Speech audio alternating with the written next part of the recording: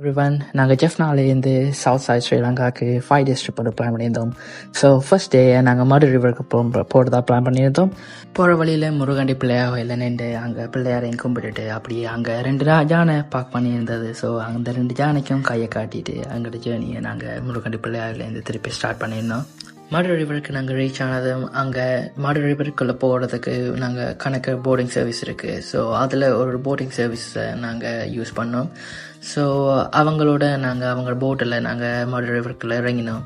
So இறங்கி அங்கே இருந்த நேச்சரை அப்படியே பார்த்துக்கிட்டு அப்படியே நாங்கள் எங்களோட ஜேர்னியை மடு ரிவருக்கு கண்டினியூ பண்ணோம். மடு ரிவரில் நாங்கள் என்னென்ன செய்யலாமண்டா, அங்கே ஃபிஷ்ஷிங் தெரப்பி இருக்குது. ஒரு சின்ன சின்ன பாக்ஸுக்குள்ளே அதுக்குள்ளே கணக்கு ஃபிஷ் இருக்கும்.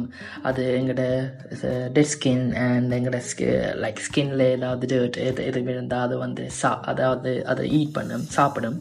ஸோ அது அவங்க தெரப்பி மாதிரி செய்கிறாங்க. ஸோ அதை நீங்கள் என்ஜாய் பண்ணலாம். தென் அங்கே அவங்க வந்து ஸ்னேக் ஐலாண்ட் இருக்கு மடு ரிவரில். ஸோ அந்த ஐலாண்ட் ஃபுல்லாகவே ஸ்னேக்காக தான் இருக்கும். அதில் சின்ன இடங்களுக்கு எங்களை விசிட் பண்ண கூட்டிகிட்டு போவாங்க. தென் ஸ்ரீலங்காவில் இருக்கிற ஸ்மால் ஐலாண்டு மடு ரிவர்லாம் இருக்குது. அந்த ஐலாண்டில் ஒரு பிள்ளையார் கோவில் ஒன்று இருக்குது. தென் ட்ரீ இருக்குது அந்த ஐலாண்டில். வேறு என்ன பார்க்கலாம் வேண்டாம், நாங்கள் மடு ரிவரில் இருக்கிற வில்லேஜ் பீப்புள் வந்து அவங்களோட பேசிக் இன்கம் என்னென்னா கருவாலேருந்து வந்துடுது. அங்கே உருவாகிற கருவா மரத்துலேருந்து அவங்க என்னென்ன ப்ராடக்ட் செய்கிறாங்கன்ட்டு அவங்க காட்டினாங்க. மீன்ஸ் அவங்க கருவாப்பட்டை, கருவாலேருந்து அவங்க ஆயில் அண்ட் மெனி திங்ஸ் அவங்க செய்கிறாங்க. ஸோ அதான் அவங்களோட மெயின் இன்கமாக இருக்குது.